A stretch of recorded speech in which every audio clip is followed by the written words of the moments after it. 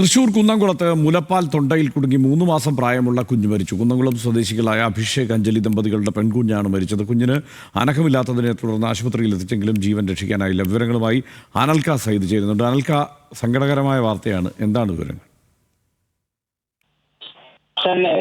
ഇന്നലെ രാത്രിയോട് കൂടിയിട്ടായിരുന്നു തൃശൂർ കുന്നംകുളം കോട്ടയിൽ റോഡ് താഴ്വാരം വളനാട് സ്വദേശികളായിട്ടുള്ള അഭിഷേക് അഞ്ജലി ദമ്പതികളുടെ 3 മാസം പ്രായമായിട്ടുള്ള കുട്ടിയെ ഇത്തരത്തിൽ പാല് കിടത്തി ഉറക്കിയത്. ഇതുമായി ബന്ധപ്പെട്ട് ഇന്ന് പുലർച്ചെ നോക്കിയ സമയത്തായിരുന്നു കുട്ടിക്ക് അനക്കമില്ലാത്തത് ഈ ദമ്പതികളുടെ ശ്രദ്ധയിൽപ്പെട്ടത്.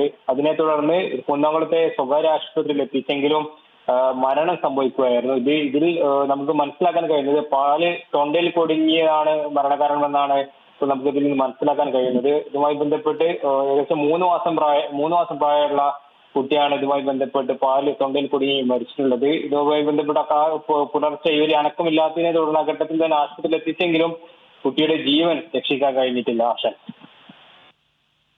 അനൽക്കയാണ് വിവരങ്ങൾ നൽകിയത്.